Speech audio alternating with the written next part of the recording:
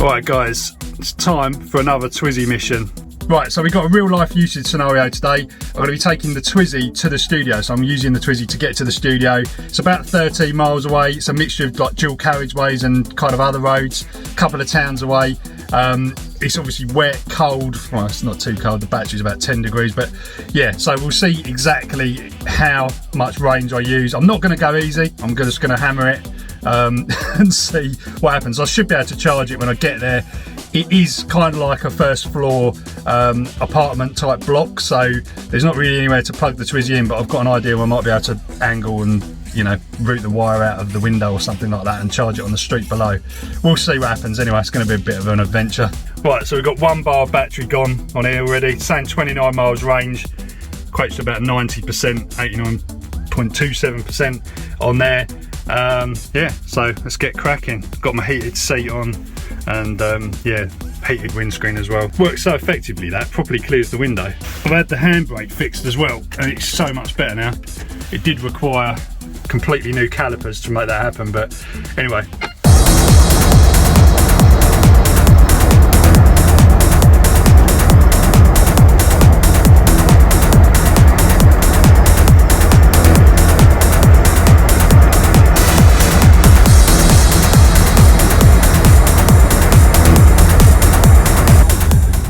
See how quick it started to shave off the miles, just hitting those dual carriageways. Down at about 77% now. We'll be fine.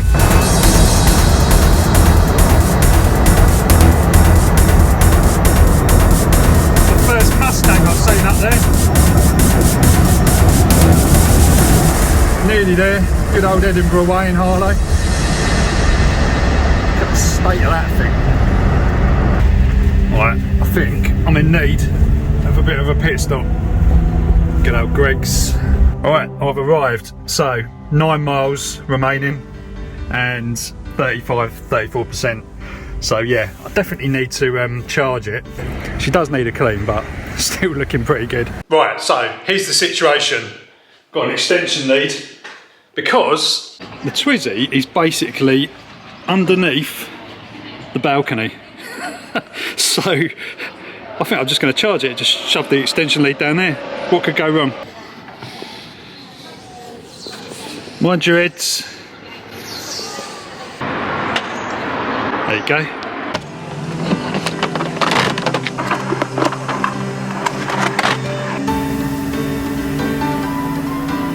So yeah, I've been doing a bit of thinking about the Twizy lately. You know, should I sell it? Should I keep it? What should I do with it? It's a 2014 plate car, so you know, should I get a newer one? What should I do with it? Basically, I mean, I own the car outright, so there's no like issues with paying any kind of monthly thing with it. So I haven't got to kind of, you know, chop it in and do the trading thing. So my long-term plan was to keep the car and maybe do something with the battery, just, you know, try and build a bigger battery for it. That's turned out to be quite complex and also expensive, and there's the reliability aspects of it and the fact that I actually love using the car so much that I actually don't really want it off the road. So, you know, there's a lot of things to think about. I've done a lot of mods to it, and, you know, comparing it to a standard one, you know, I've learned a lot, and I've kind of, you know, basically built the little mini car that I've kind of always wanted. Now we are seeing some of these other little cars kind of pop up, like the Citroen AMI and AMI, whatever they call this little thing, and some rumours of like Seat Minimos and all these sort of other things, but nothing really kind of, I don't know, nothing really strikes me as being something that could replace the Twizy for what it does. I love the Twizy because it's small, it's, you know, it hasn't got a huge amount of range, but it doesn't need it. It's actually really practical, whizzing and out, you know, whizzing over here, whizzing back. Yes, you've got the charging issues if you haven't got kind of, you know, off-street parking or anything like that, but it's just fantastic. The Citroen AMI, whatever they called it, is not as fast as the Twizy, so it will only do like 30 mile an hour or something, barely 30 mile an hour. So that is a problem. You know, you're going to start holding traffic up in that. So unless you can get one of those and modify it or something, you know, I do like the way that it has kind of a, you know, like a proper, it's more like a proper car. But I tell you something, I drove an electric Smart the other day. You know, don't, before you go in the comments and say, don't get rid of, don't get rid of the, don't get rid of the Twizy. Yeah, don't worry, I'm not getting rid of the Twizy, basically. But yeah, I drove one of those, and I was a little bit underwhelmed, really. I mean, it didn't really look that special. I mean, there are versions of the Smart for 2 EQ thing that you can get that do look a bit more funky. Like there was this first edition grey one that looked pretty nice. But yeah, the one I drove, it was black. It just looked like a smart car. It didn't really stand out, and to be honest, it just drove like a normal car. And that isn't what the Twizy is. The Twizy is not a normal car. Like, you can expect to go into a car park and come back from shopping or whatever and find that there's like 2 or 3 people standing by the Twizy wanting to talk to someone about it.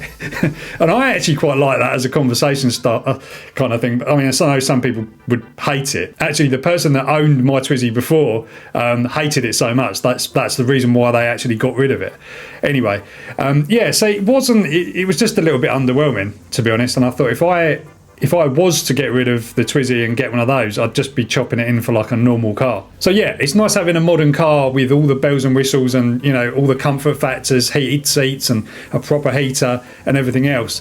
But that's not the reason why I got the Twizy. So to replace it with something else, it's not really going to cut it. So yeah, I'm still waiting for something else to replace, to pop up that might be interesting. And don't anybody say Tesla or Polestar or Porsche Taycan or any of these other stupidly priced electric cars at the moment, because that's not what I'm doing. I'm not trying to replace a main car with that. Especially not at the moment. A Model 3 Tesla is like the new Mondeo around here. It's like the new lease car for companies. So yeah. No offence if you've got one, great cars, but yeah, it's not really for me. And you know what as well, I've smoked so many Model 3s in my Audi TT with 400 Newton meters with the modifications done to it. It's not even funny. They're not actually that quick. Unless you get the performance one, then it's costing even more. It's like 3 or 4 times the cost of my little TT. So yeah, there's nothing else out there at the moment, and unless, I've looked at actually even converting even like a Porsche Cayman or even my TT to electric, because I want that small car.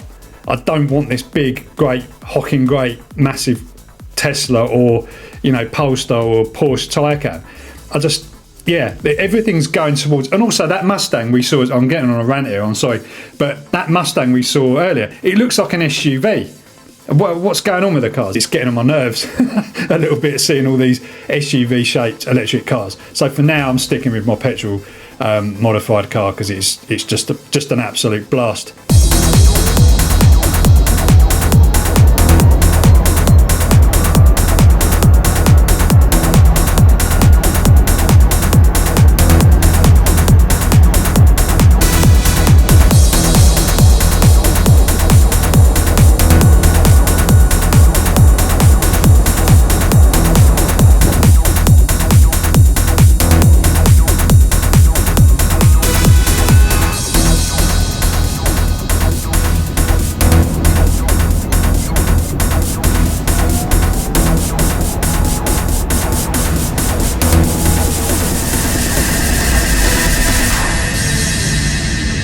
Inside and out.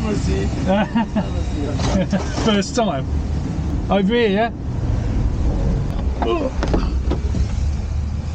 alright? Yeah, you right? Inside and out? Inside and out, please, yeah. There's that's just like a seat pad thing. How much you buy this? Huh? How much is it? How much? About six grand? Yeah. Something like that, yeah. What only does it like for bike or like for car? It's classed as a quad. He's videoing it for his girlfriend. That's crazy. They're literally like a car wash. They see like hundreds of cars every day. Still this is a novelty. Mad.